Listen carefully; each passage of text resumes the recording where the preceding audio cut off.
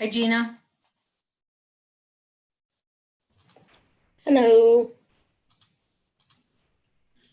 Hello. Joe Hello. looks like, he reminds me of Tony Bennett or Sinatra. So Gina, do you have to promote us? Like we get in and then you have to promote us to a panelist? Because I was in a Yes. couple times and you couldn't see me or hear me. Yeah, I had a different screen on. Okay.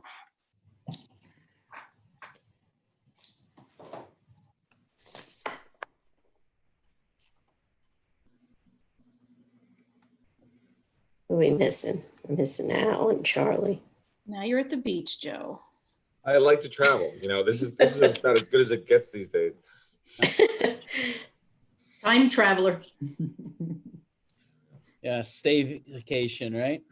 Good. It'll be a good year to get lots of those projects done. Oh, I'm told. Me as well. Me as well.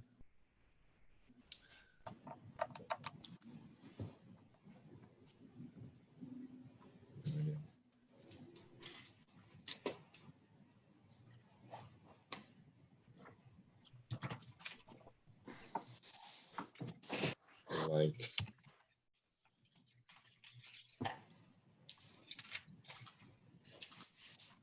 And here comes Al.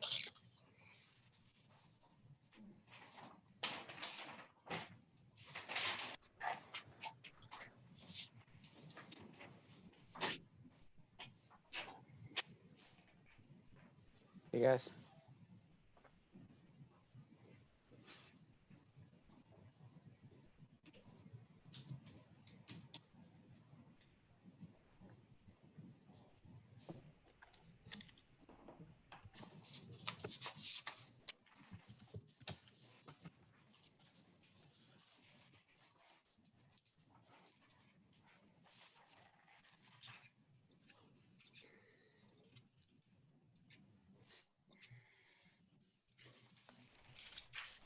Whenever you're ready, Al, we're all on and live Yeah. streaming. Okay, perfect. 1 second.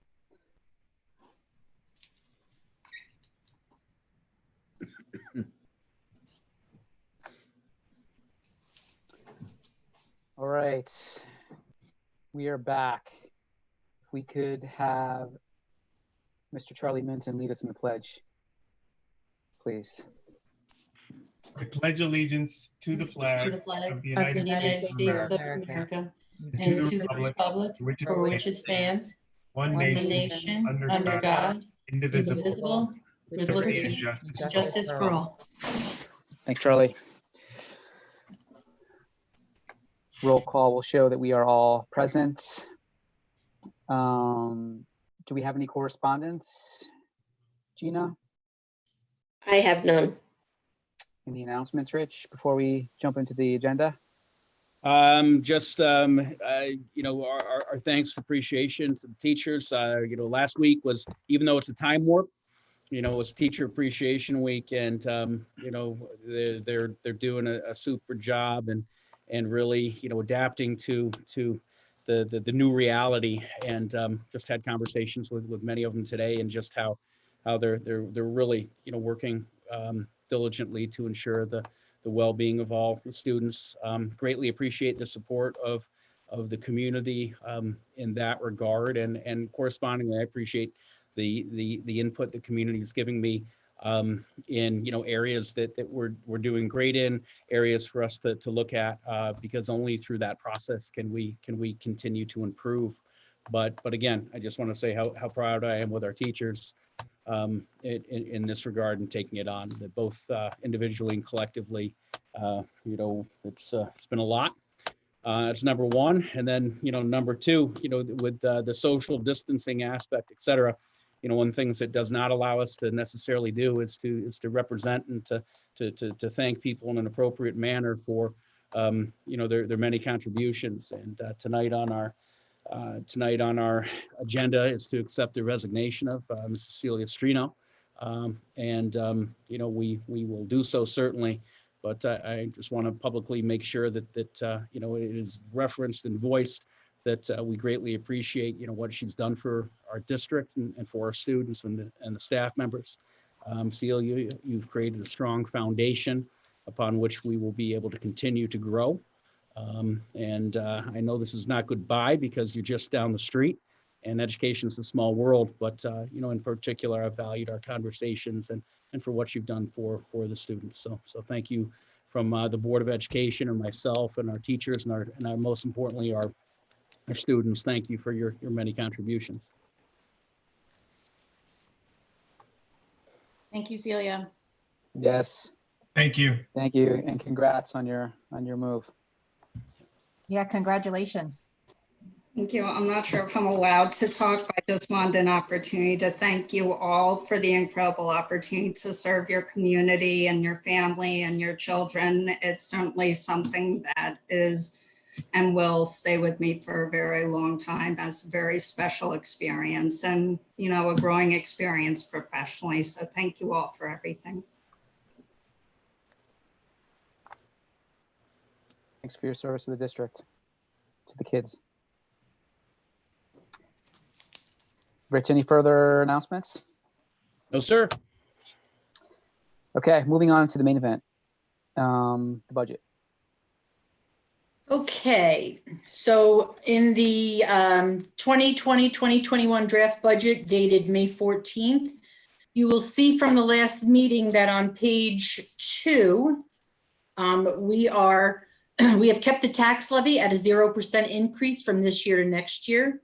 And the way we have done that is if you go to page 8 of this document, you will see that once again, the first line, we've kept the tax levy stable at 0% to remain at $25,467,407.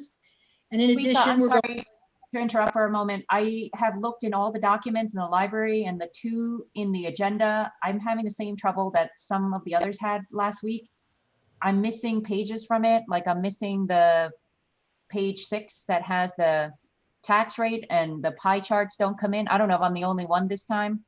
Did you download them? Because if you download them and then open them into Acrobat or into some viewer, I think that problem goes away.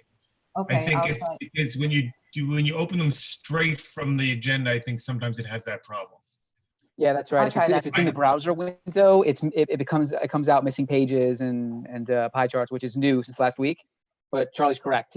I just did the same thing. I had the same issue. I downloaded it, opened it in a separate reader, and it was fine. Okay, sorry about that. I didn't have that problem last week, so I'll do that. Thank you. Okay, very good. Also on the revenue side, we've budgeted for the tax certiorari reserve interest earnings of $250,000. On the expenditure side, if you go to page 32, which is the very last page of this document, you will see that we have increased other appropriations increased it by $250,000 for the tax certiorari reserve. And we've decreased principal and interest on the remaining outstanding bond issue to reflect the savings we anticipating from refunding the bond that is already in the process this year. So therefore, you'll see. Sorry, Lisa, just to clarify, we've increased it from the last meeting. It's a decrease year on Yes. year. So I just want to be clear because other people haven't maybe heard every meeting. So we've decreased it year on year, Yes. but it's an increase from the last meeting. Correct. We've decreased it by $250,000 from what was budgeted this year, but we've increased it from what we had originally proposed. Correct. So then you'll see on page 6, the tax projections that we're keeping the tax levy at a 0% increase, which results in a 0.28% increase in the for taxes in the town of Greenberg and 1.68% increase for the town of Mount Pleasant, which is below the allowable levy growth factor of 1.81% that we used in the tax cap calculation, which measures inflation. So therefore, we're proposing a budget of $31,121,632, which again is done with a 0% increase in our tax levy to keep it at $25,467,407.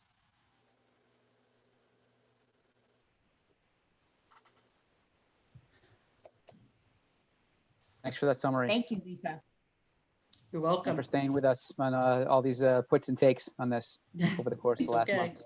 I have one question to clarify for me, and I think for anybody in the community as well, but what are the things that are out of our control that result in the 1% budget to budget percent increase? Because that's what we've talked about. That's the part that we Yes, don't well, have. the out of control items, Susan, if you look at page 10, as was explained in a previous meeting, this page was created to show people what taxpayers, what is out of the control of the board.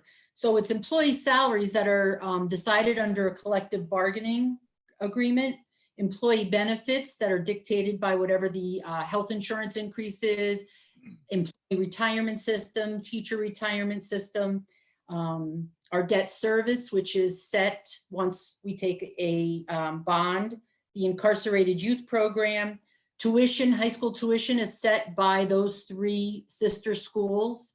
Not set by them, it's set by their expenditures that are submitted to SED.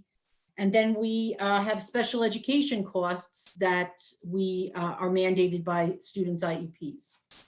So more than 75% of our budget is dictated by either mandates or agreements that we are already in existence.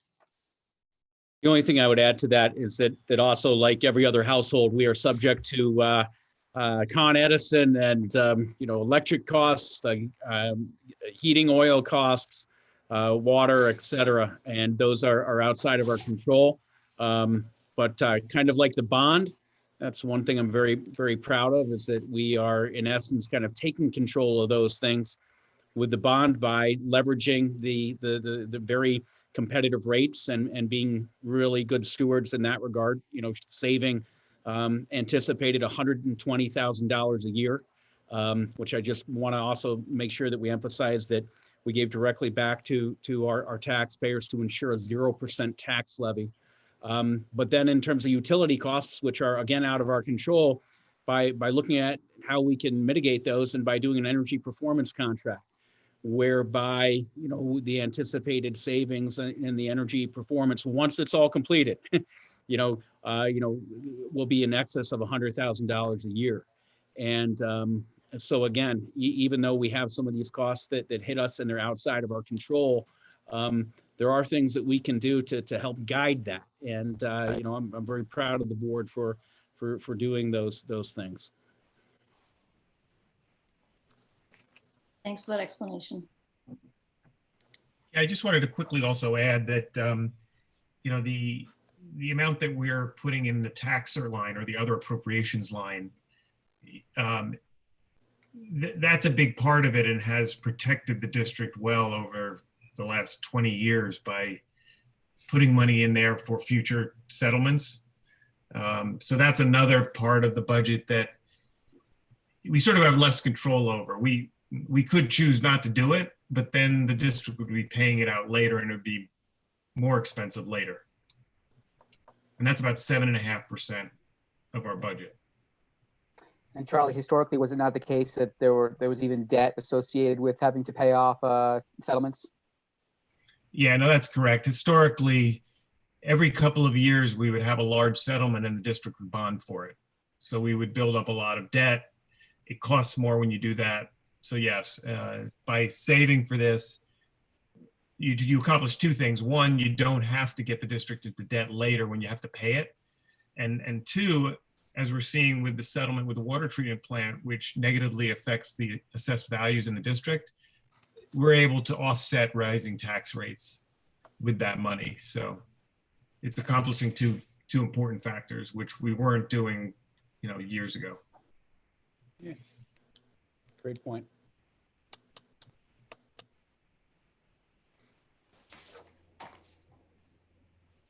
Other comments?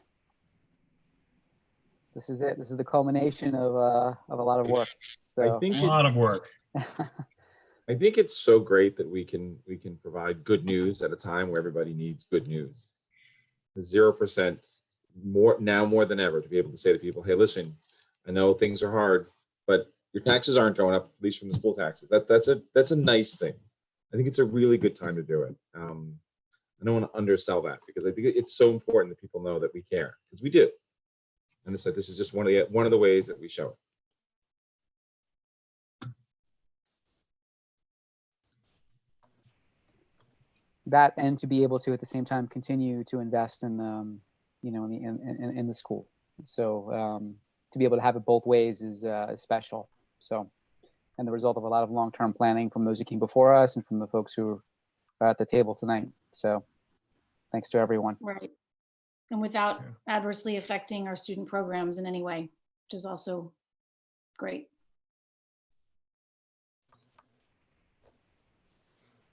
Yeah, I mean, it seems Well done, like guys.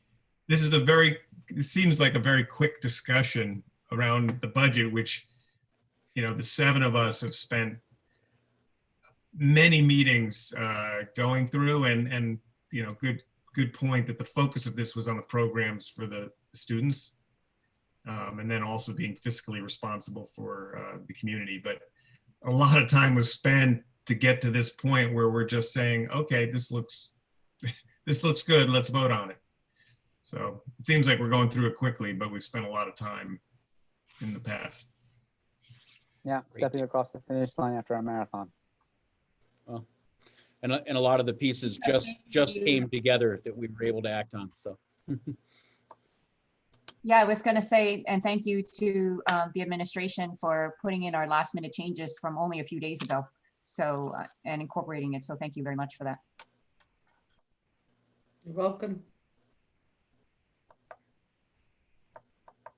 Yeah, in a way, the delay allowed us to really put a fine point on it, because if we had to adopt it when we were supposed to, we wouldn't have known some of the information we did about rates and other things. So Exactly. True, good point. Yeah, it all came together. Good. So we've got the budget newsletter coming out where we'll summarize, a lot of the benefits of this particular budget and the associated propositions. And Rich, when do we expect maybe to have that circulated? Pretty soon, I would think, right? Yeah, in fact, we were working on it again today with Kara, fine tuning a letter and doing those things and just putting the last pieces in there. So we're expecting a draft hopefully Monday, and then with distribution later that week. So, to give people 3.5 weeks to have it in their possession. So. Yeah, actually, it's a good time to remind the people who are tuned in that there isn't a lot of time between now and June 9th. And given that this is a very special year, given that the votes are going to be done by absentee ballot, I know we talked about it at the last meeting, but maybe continually reminding people that they should be on the lookout for the ballots to get mailed home.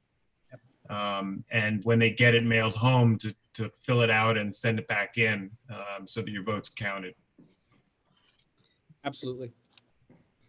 I was reading some publication from one of the school board associations, and it was recommending that you give your ballot 1 week to get back to the school to be safe. So that really is asking people to put their ballot in the mail by June 2nd.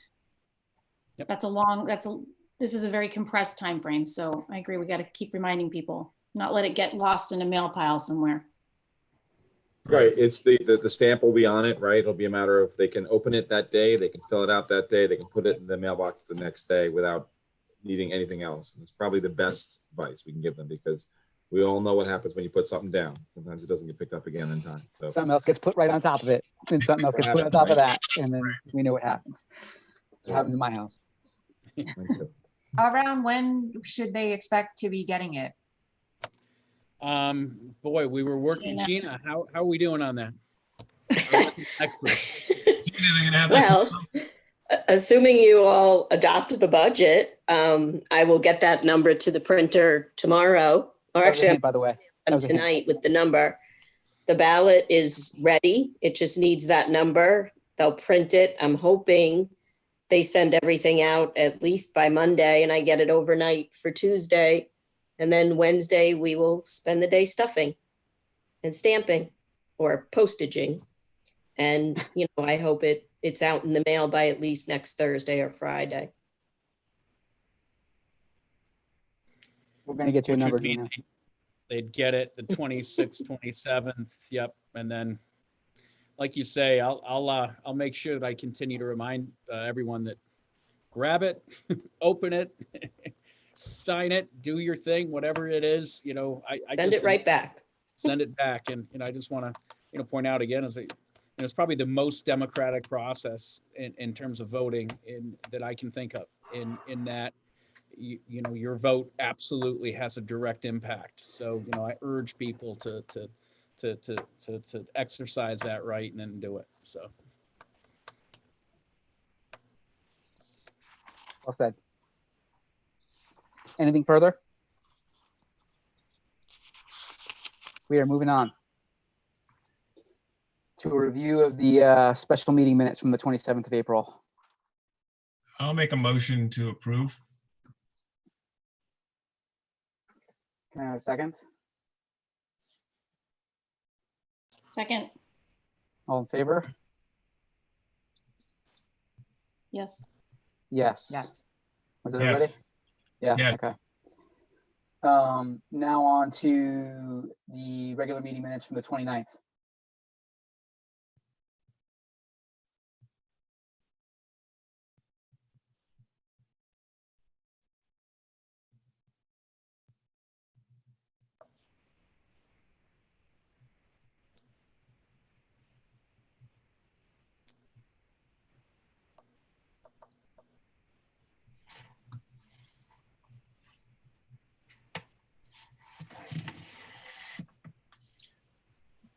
I'll make a motion to approve those as well.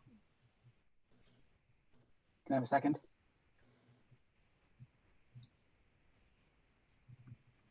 I will second.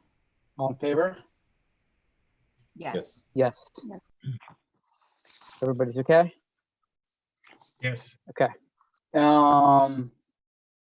Moving on to the discussion item, starting with fund balance. I asked to have a discussion regarding the fund balance put on this agenda. One of the things that we're looking for is that there's still a lot of unknowns with our state budget. And while we created a budget that I hope for Gina's sake, if no one else, that we pass tonight, and it maintains all of our student services. There are still some unknowns out there that I think that it's important that we position the district for. And since these are not necessarily things that will come to pass, in essence, they're kind of termed one-shots. I ask that we may consider carrying over slightly more than our 4% fund balance.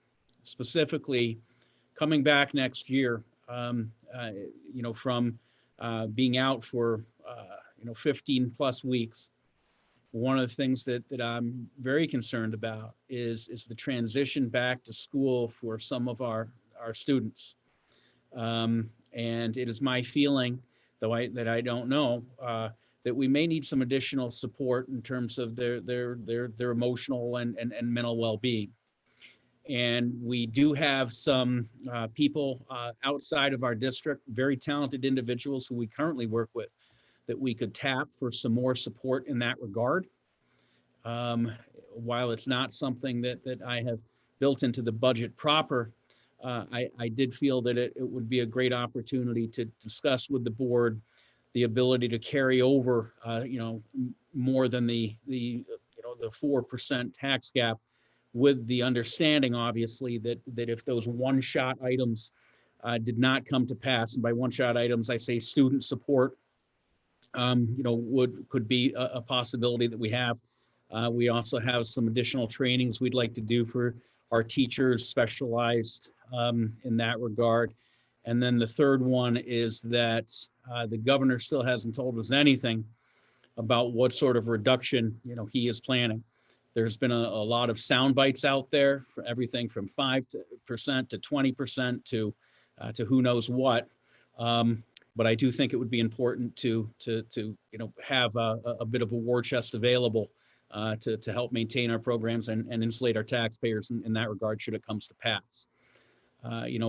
My proposal really would be, and Lisa has, some of the firmer figures that we will continue to hone in on and share, but probably, carrying over between, 6 and 7% in that regard. Really, we're looking at probably, if the governor reduced taxes, reduced our state aid by 20%, that's approximately what, $240,000. That would look at additional student support could cost between $50,000 and $75,000. So, probably 2 or 3% carryover may be a responsible thing for the board to consider. I know that you've been very diligent about always making sure that it's at the 4% mark. And that is, again, to be commended. But I think this may be a time when we may want to consider, carrying over a little bit more in that regard for the what ifs that we don't know as of yet.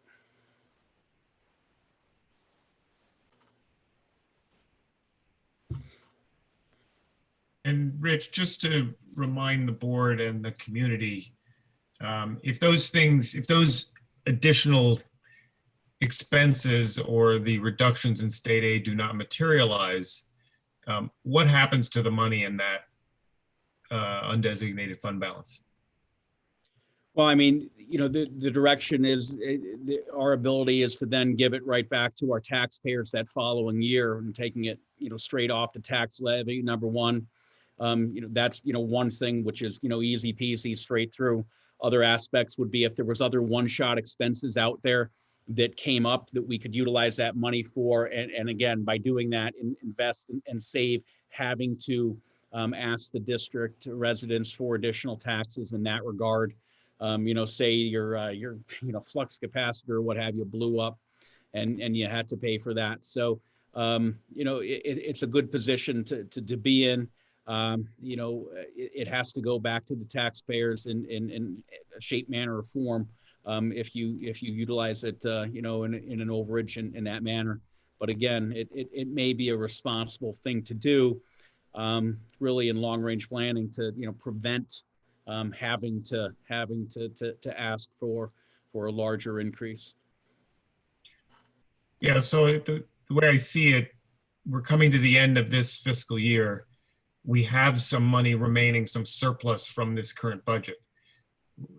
Correct me if I'm wrong, we could choose to allocate that to reserves, or we can put it in this undesignated fund balance, just as that war chest. And then next year, if it's not spent, we can put it in reserves or allocate it to one-off expenses. Yeah. All right. No, I just wanted to clarify. Yeah. It's not going to go to waste. We're going to either use it because there's an emergency, we need it, or we're not going to use it, and then we can decide how to use it for the taxpayer benefit next year. Yeah. And if we put it in reserve this year, it means it gets tied up, right? Like we can't take it out if we run into trouble with something. No, some reserves you can and some reserves you can't. So for example, if you put the money into the capital reserve, you can't get it out without voter approval. And then there are other reserves that money is voted in by the board and money can be voted out by the board if it's needed, if and when it's needed.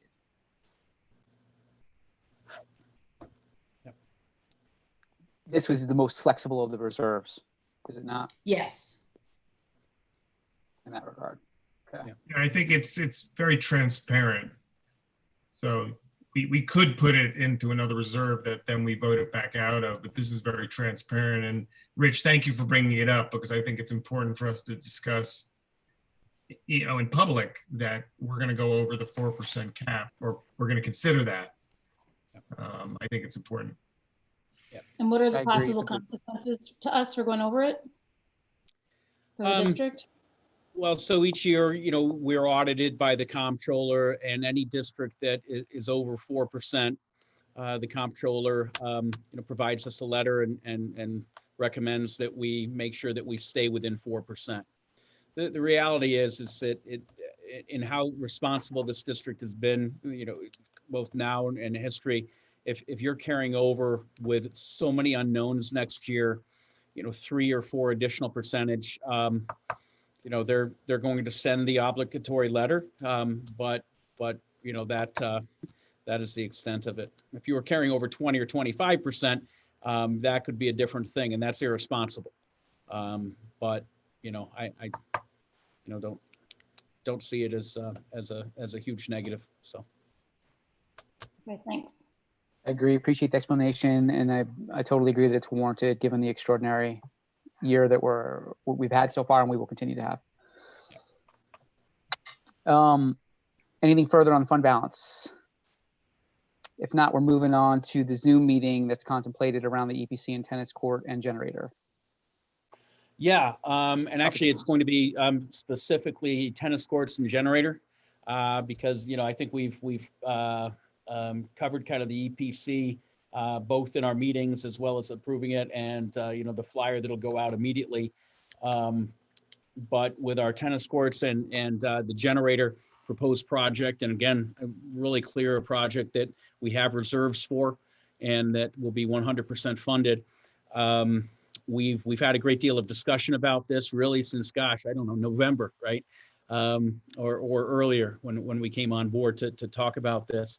But COVID has kind of prevented us from having, some big public, informational meetings where we're able to let them know what we're doing and hear the excitement and hear some thoughts in terms of, the what ifs, et cetera. So what I'm proposing doing, and I have a couple community members who've been great champions for this as well, is hosting a community-wide Zoom meeting, next Thursday, with the permission of the board, if we decide to do it, next Thursday at 6:30 p.m. Where we would have a PowerPoint presentation about the tennis courts and the generator and why we feel it's appropriate to do it and why we feel it's necessary to do it at this time. How we're going to pay for it, again, 100% through reserves, and then the process that we would follow and an opportunity to garner some additional feedback. Again, I want to point out that in my onboarding with so many community residents, this was a big topic of conversation, and so we've taken a lot of the sound bites. But again, for anybody who's just joining us, the reality is that we're in a position now where the courts in the position and the shape that they're in are not only an eyesore, but they're a danger to the community, to the kids. And so, really the choice is one, do we put them back into the original tent and in doing so make a multi-generational site, complete with the tennis and the pickleball and futsal and something for the kids and community and to enhance our district? Or do we put it back into green space, bulldoze it, take out all the electric, we still have to fix all the drainage associated with it, et cetera. So want to talk about that, with our community and hopefully glean some good insights, et cetera, in terms of it. But, I look forward to talking with them and hearing from them. We'd use the chat feature of Zoom as kind of the questions at the end that, and I'll face and answer every one of them. Our community, our architects would be, providing the presentation as well, and there to help provide any technical insight. So, it's one of the ways I think. We also have a brochure that'll be specifically going out again next week about the tennis courts and the generator. I just want to plug again the importance of the generator. If there's one thing this pandemic has shown us, it's number one, the importance of the school, but it also showed us that we weren't ready in terms of our physical plant, that if our community needed us in this regard to act as a standalone healthcare center or hospital, we didn't have a generator that would be able to let us run our operations if power went out in that regard. And as well, as we know, also allow us to continue instruction, whether it be a tree falling on the power or a car hitting it or the snow or what have you. So I think it's not only a good investment in the educational programs, but I think a generator is an investment in the community.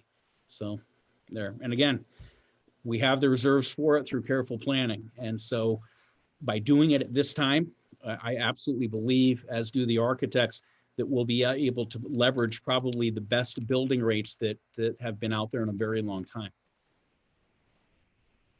Rich, what do you need from the board to proceed with the meeting for next week? I Just think your you'll have the blessing. support.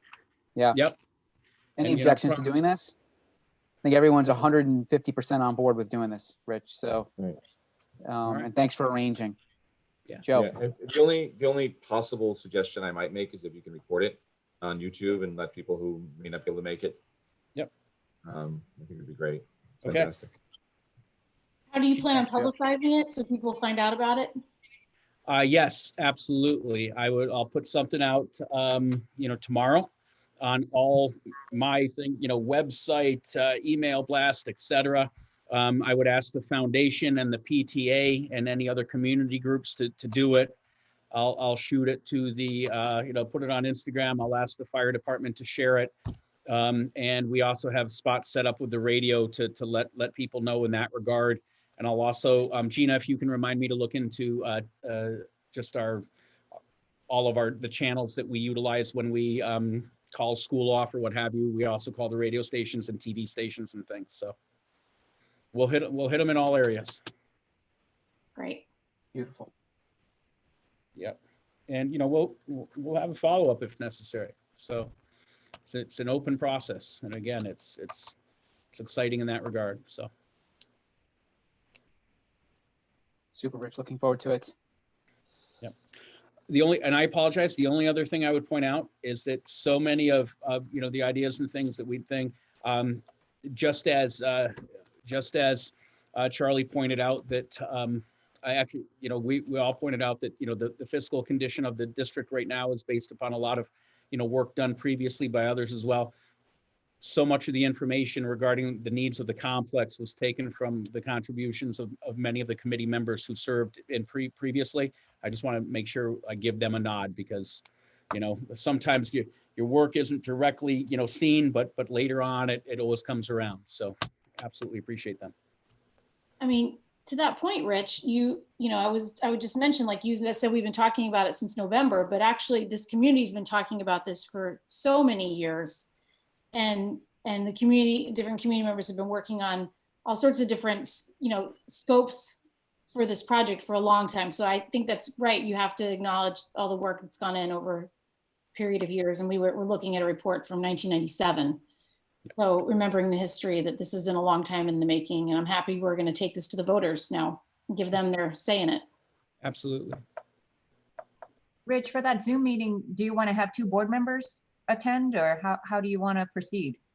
I think anybody who wants to attend would be, super in that regard. I think that it would just visibly, it would be important to have some board representation. Absolutely. So that would be great.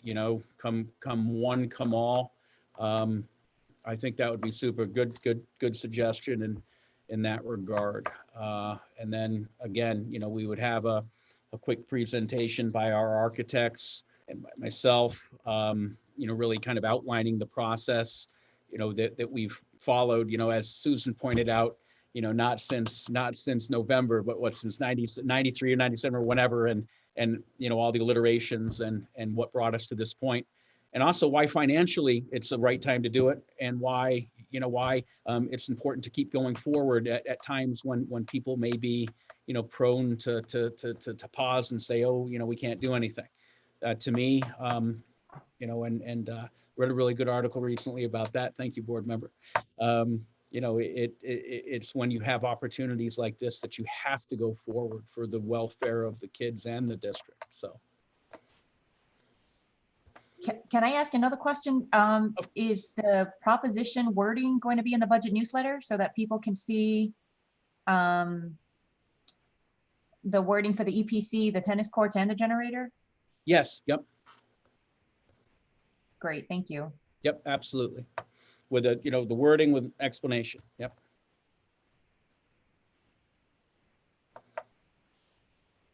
Joe, you had a question? You're on mute. Yeah. So my question was if we, and again, this is still new board member related, but if we have a quorum and we're talking about district business, does that then become a de facto meeting? I guess is my question. Is there a danger of accidentally creating a meeting if we end up with a quorum and we're at that event? I think we just have to be careful not to be creating the impression that we're deliberating in any way. I mean, if we're all there and three of us are quiet, I don't think it's a problem.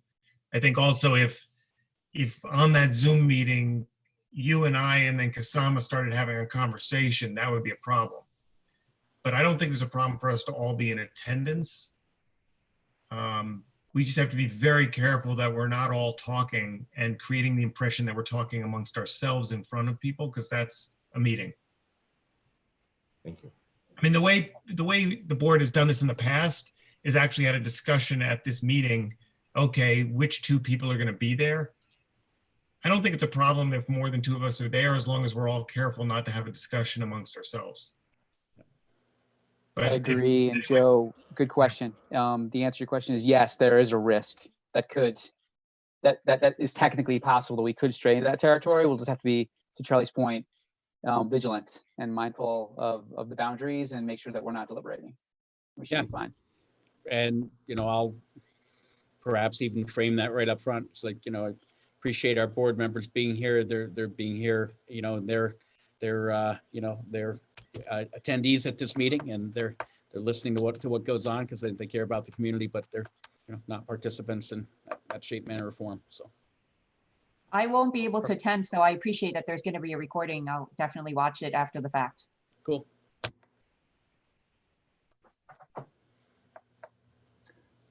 Moving on to technology support. Technology support. So, and I appreciate the board's patience in this. So I'm very close to having something for the board. I want to shoot it off my technology committee first.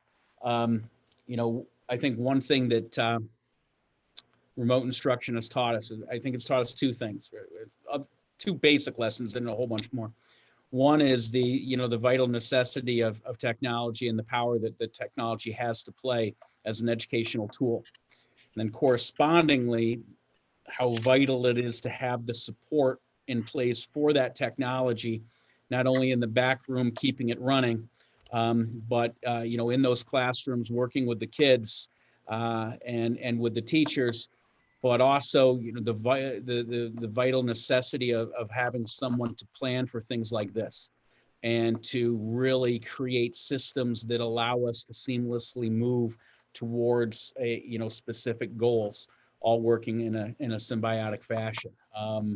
Those are the conversations that we have been having, and I'm proud of the work that we've done thus far in the area of technology. But I absolutely know that with adding those two positions of support, that we'll be able to even in a more direct and effective fashion, serve our kids, serve the teachers and the community, but also really provide baselines and very systematic plans for our district to be able to go forward and face and anticipate challenges. There's nothing worse in a school district than being reactive. And it's vital that when you have positions like a technology integration specialist that helps with our kids and our teachers and works directly with parents and things, but also directors of technology that plan and create systems and operations that can be followed both now and in the future and modified for remote instruction or day one, day two. And so I appreciate the support of the board in that, and I absolutely assure you'll have a plan very, very soon to deliberate and to discuss. So with that. And again, I want to absolutely make sure I thank the people who've been working so hard here currently to make that happen. Adam's been absolutely super. Dan in the back room has been wonderful. Alana has been amazing. The teachers have been super. And BOCES has been very supportive in getting us some needed help in a catch-all fashion, because that's been good. So there we go. Rich, I just want to thank you for your leadership on this. You've been talking about reimagining education from day one, way before any of this necessity ever came to full. So I just want to express my gratitude. I think you've been ahead of this. You've been thinking it through. You've been putting things in place. even before it became so essential. So thank you. Well, thank all of you, especially our technology committee people. It's really a team, and I'm not gonna glad hand or what have you, but the contributions that you all make individually, and our teachers make, and our students and our community makes. I mean, there's not a day that goes by I don't have a phone call or an email, and it's just so amazing and respectful the manner in which people are saying, "Hey, have you thought about this?" or "This was awesome," and this I saw, and it's really, it's good stuff. But thank you, Joe.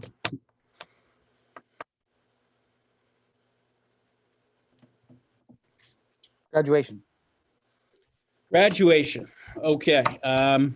So in case anybody hasn't noted, things may be a little bit different this year.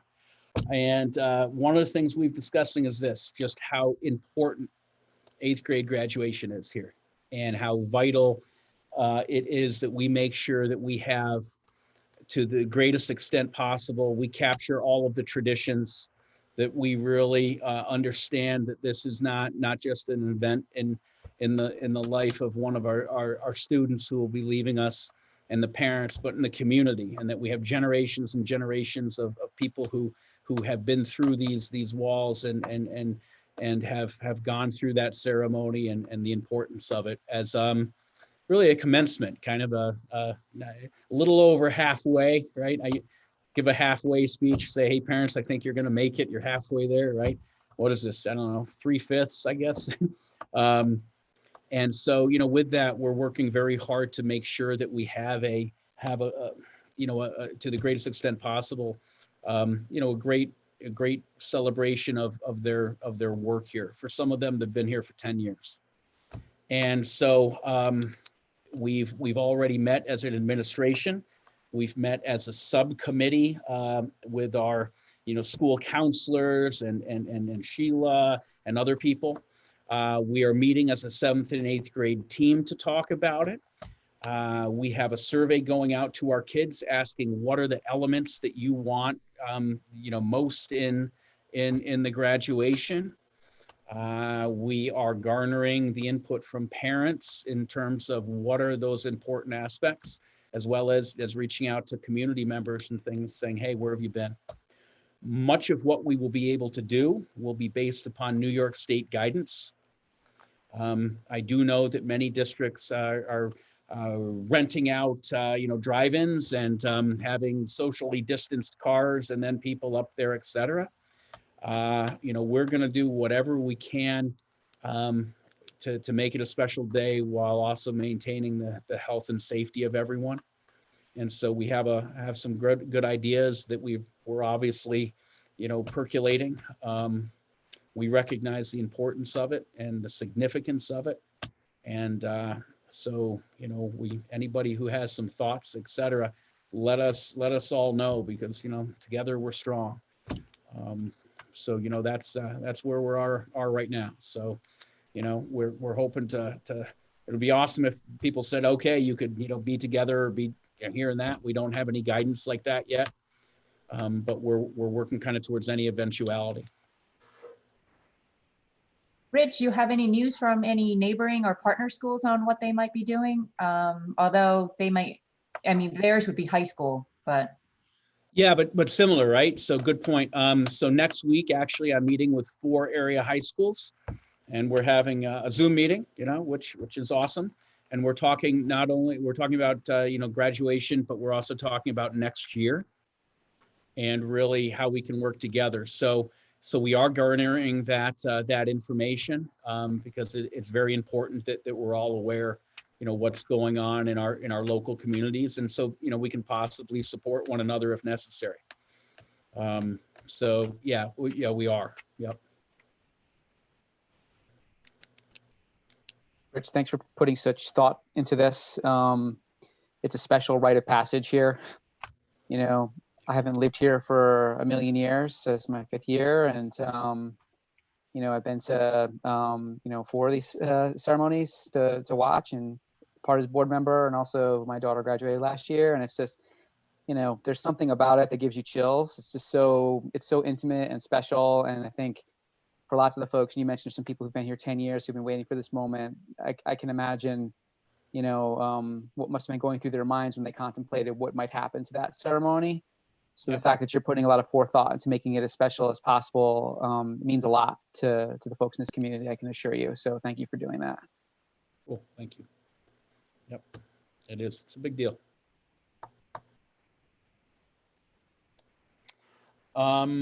Rich, can I ask a quick question? I don't know Yeah. if this is for another meeting, but is there any updates on camp?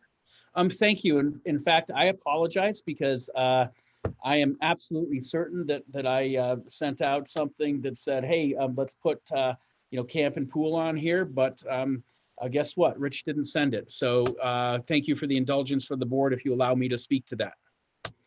So I just actually penned a letter that'll go out to the community that provides the same update I'll give right now.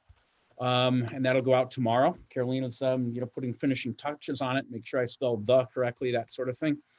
And so where we are is this, we're both in a planning pattern and then we're in a holding pattern, okay?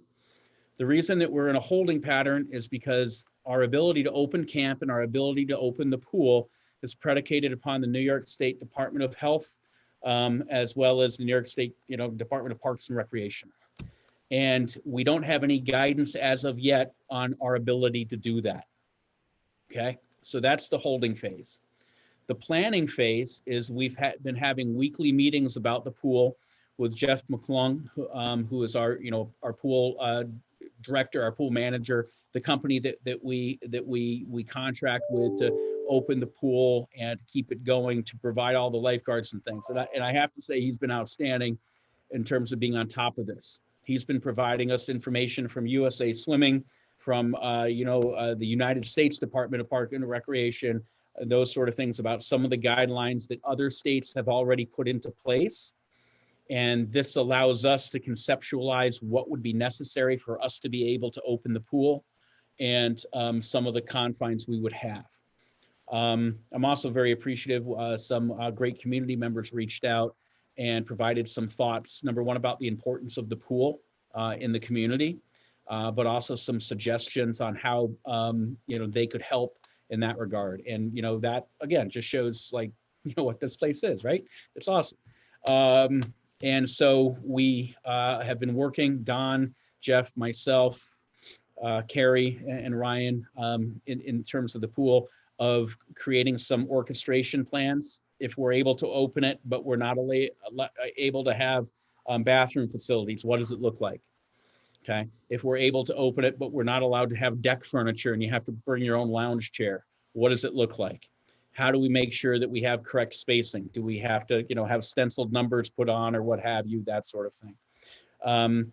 What's the maximum number of people that we can currently have in the pool? Okay. What's the maximum amount of people that you can have in the pool with social distancing?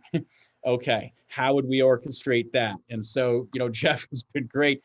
We've got charts and, geometry and, X's and to the maximum number of kids and things. So that's a long way of saying this. If we're able to do it, we're going to open it obviously with the permission of the board. We're just waiting on that okay from that department.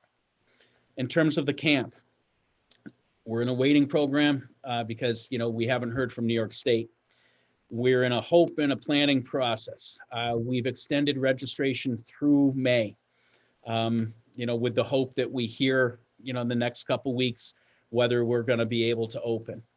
And we'll be able to, as soon as we know when we're going to be able to open, we'll have associated social distancing, regulations that we can then plan for. And so again, we've been meeting on a weekly basis in that regard. In the event that we can't have a camp, we are working on a virtual option.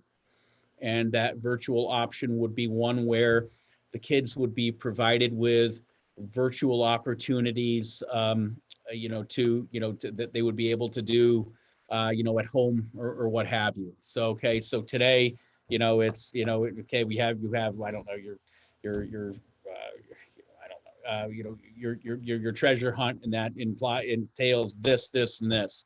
So how do you do that? Well, you're going to make your own compass. Well, how do you do that? Do you have a dish of water? Good. Do you have a sliver of wood? Now, great. Now you have to get a very small pin. Okay, wonderful. Put it on there. Great. Now what happens? Look where it goes. It's north. Wonderful. Now you map it, and so things like that we would be able to do. And our camp directors are working on that option. That obviously would not necessitate the amount of staff or anything that we have. Much of it would probably be just in orchestration. I wouldn't even necessarily say that there would be any associated costs, but again, that'd be a proposal for the board. But it would be something that we would be able to hopefully, provide for the kids. So, like my letter that is go out tomorrow morning says, when we know, our community is going to know.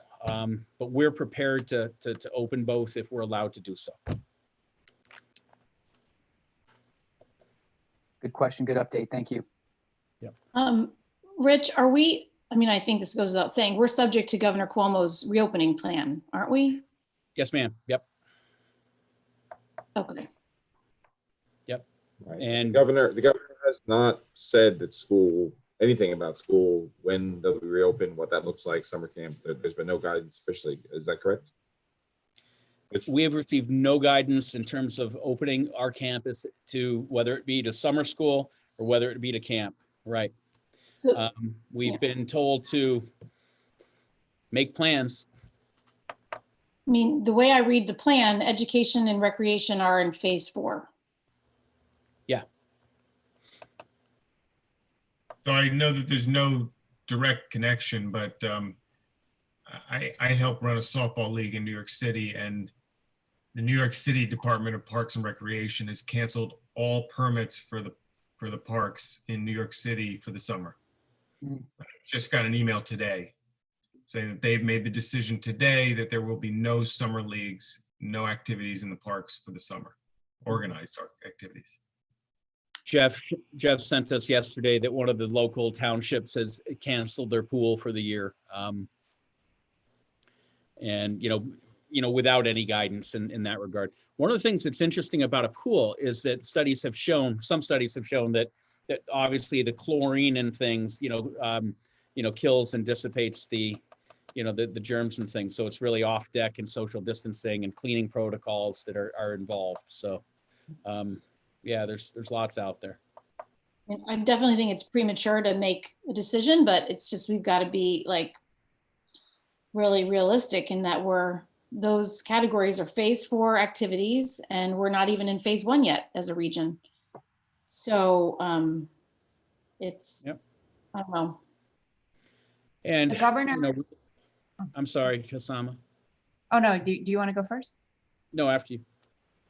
I was going to say that the governor did make an announcement that certain, what he calls low-risk business and recreational activities are going to open starting tomorrow. So he gave a couple examples. For businesses, it's landscape and gardening. And for recreational activities, tennis and drive-in theaters. I wondered if it doesn't say anything in here. I get his daily emails. It doesn't say anything in here about playgrounds, because I think they have been shut down because of schools. The playgrounds at school. So I don't know, just wondered if you got any guidance on things like that. No, I would put a plug out there to our community, recognize that tennis is considered a low risk sport. And so that would be, You guys coordinate that? That was good. Yeah. I was waiting for this. I knew this was going to happen. We're a good team. He's been building for that moment. Yeah. Well, we could open a golf course too. And my son at home, Let's you get that those chores done that I asked you to do, staining the deck and things. He goes, no, but I went golfing with grandpa, I'm like, oh, well, thanks for taking one for the team. He goes, it's social distancing. So, so good. I do think in that regard though, even, absent the governor, or the Department of Health or what have you, that probably sometime in early June, we've got to make a determination of, do we do it, or even without guidance, that we don't hear anything, we may have to make the determination to say, hey, just to allow parents and things to a plan for, daycare and for other activities for the summer. And also, there's always opportunity. So if we are unable to open the pool, that would allow us to do some maintenance that would normally require a longer length of close down, like acid washing the entire pool, that sort of thing. You're changing out the water, which you're supposed to do every, 6 years or what have you. So, in the event that we can't open it, we will make use of that time so that we are, when able to open, ready to go. Yeah, I was actually going to say that the fields, normally in the fall and the spring, our fields get a lot of activity, both from the school and also from the ASO. This is the first spring, it's the first season in a very long time when there's nobody on the fields. Yep. I'm wondering if there's anything we can do or would do in terms of seeding or whatever that will have more time to grow now. Yeah, great point. And we actually, at the end of the fall last year, we closed the fields down to all our community, and we reseeded and top dressed, and we phoned directly to the leagues and things and said, listen, they're mud pits. We're not going to get them back. So, we did the seeding. People are still staying off them. They're coming up nicely. Don has inquired as well over what we are allowed to do right now in terms of, providing any additives to help fertilize or, weed or what have you. You're only allowed to do that when you don't have children on, in the area, and you're only allowed to do that with things that don't impact the water source. And so, well, people say, well, how can you fertilize without, chemicals? Well, that's pretty simple. There's such things like, the mushroom dirt that you can bring in and you can dissipate over it that has such a high nitrogen level that just, it's better than, your Grow Green or whatever that stuff is. And then there's other additives and things. So we're looking into doing that. And to your point, Charlie, taking advantage of the forced absence to make sure that our facilities are better than ever. To that end as well, we're working with our outside crew who can be socially distanced to get some of those things done we haven't been able to. So we're replacing all the outside benches that are rotten away. So replacing all that wood, a great deal of outside painting is being done. And some of the upkeep that normally their daily schedules don't allow for. So yeah, lots is being done behind the scenes. Just finished installing our security and our lockdown systems. So now we have 2 panic buttons. So gosh forbid there's ever an intruder, hit a panic button, all interior doors close, lock, keeps it, outside signage, letting people know not to come here. Automatic message goes to 911 and our local stations. And so the ability to monitor all of our outside and interior doors so that we know which one is open, which one is closed, et cetera. So, despite the fact that we're in a new reality, we're doing a great deal of work to take advantage of this time.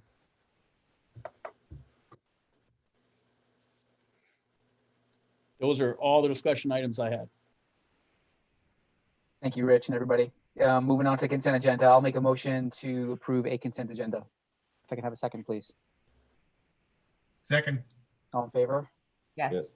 Yes. On to the items, which include the budget, new business, personnel. Rich and Questions? Lisa, thanks for getting agreements in place for next year. We're well situated. That makes me happy. You're welcome. Celia did some good work on that too. So throw a thank you out to her. Thank you, Celia. So I have a quick question, Lisa, on the property tax report card. Okay. So I just was wondering if you could explain why on the card in row F, but for the 2019-20 budget, why is that different than what we see on page 6 of this year's budget? Hold on, I gotta grab my budget. Sure. I mean, that number matches what was in last year's adopted budget, but it's not the number that I guess is the final exclusion number, which is the one that we're using in this year's budget. So I didn't know whether for this report card, we're supposed to use the number from the adopted budget last year or the actual number that's in this year's tax cap calculation. Row F for 1920, Yeah, the 1,284,456 456. Oh, I see. doesn't match where we have 1,294,872 in this year's budget. Right. You know what, Charlie, I have to look. I don't have last year's right up here in front of me. So I have last year's, and that's the same number as last year's adopted budget. But my understanding is those numbers change. They do. They do And right, change. so I'm just wondering, for the report card, are you supposed to use the number that's in this year's tax cap calculation? Or are you supposed to use the number that we had in last year's adopted budget? I mean, it's just really what is meant for that tax report card. Yeah, I'll double check that. Well, I think we need to adopt it tonight, right? So Yes. I would have thought it would be the number that's in this year's tax cap calculation.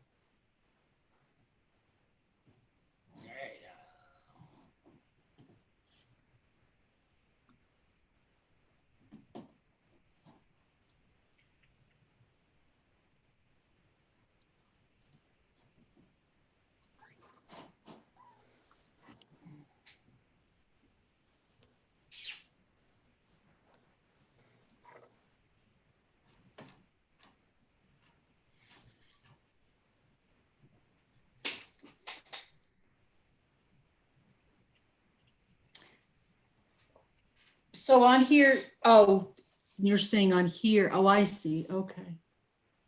Yeah, I'm Yeah. looking at page 5 rather, sorry, page 5 in the budget. Page 5, right. And Yeah, on here, sorry. 1284456, 1284456. Yeah, it's sorry, I said page 6, I meant page 5, Yes, page 5, right. where you subtract the 1920 capital exclusions, and so you have a number of 1,294,872 in there. Right.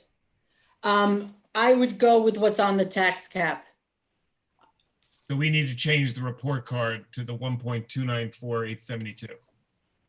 Yes, I'll change that.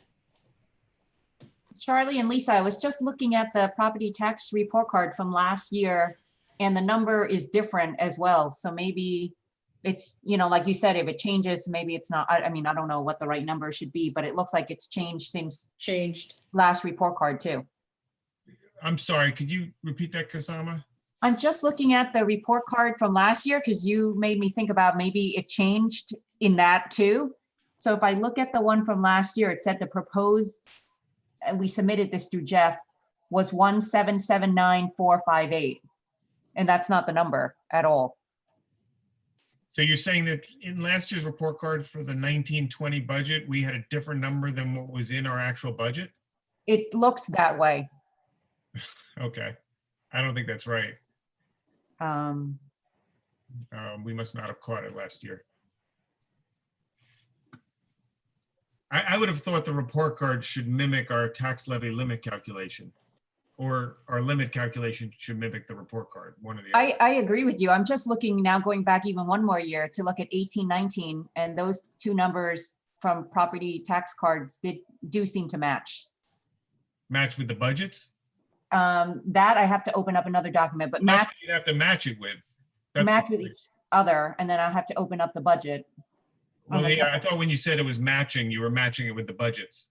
No, I mean, I am, because Lisa has a number from the budget in this year's budget, but last year's number, correct? That's the number on page 5. Right. Because Correct, and that's the number that I said doesn't match. I agree with you, and it also doesn't match the property tax card. Right. So in our, it should be the 1284456. If that's what was on the report card last year, it should be the same that's on there this year.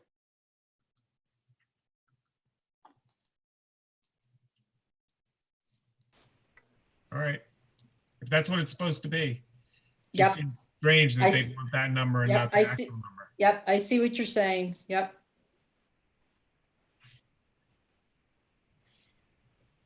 That was a good catch, Charlie. It's, I guess happened before too on the previous tax card as well. It's a different number.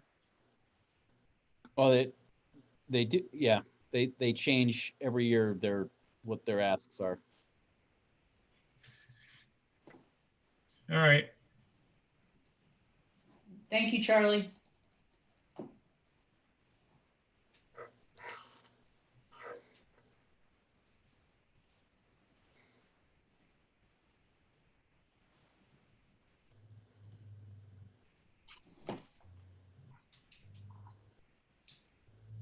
Can we adopt it as amended? Oh, yeah.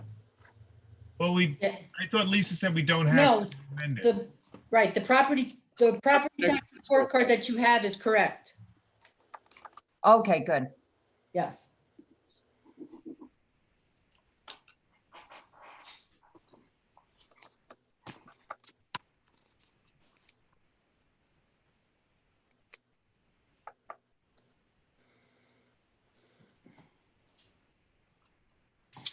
All right.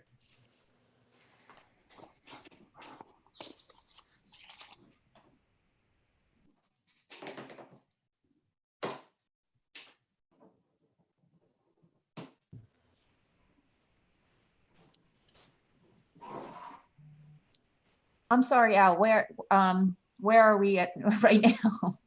We've got an approved motion on the consent agenda, so now we have to approve the items. We can't hear you, Al. Okay. There we go. Now Sorry, that we got was you. awkward. That was. Now we I've can been hear doing you. that in my meetings all day, by the way, because I've got a busy household here, so I'm very active with the mute button, and sometimes I think it's engaged and it's not, and vice versa. Okay. What we're doing right now is we're reviewing the consent agenda items, and if there are any questions on it, but what we've determined is that there's no need to amend anything with regard to the property tax report card. We're good to go there. So I want to make sure folks have time to review anything that they need to. So I don't want to rush.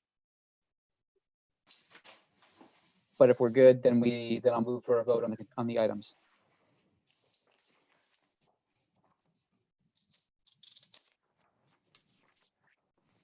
Joe, you're comfortable? Yep. Susan? Mhm. Okay.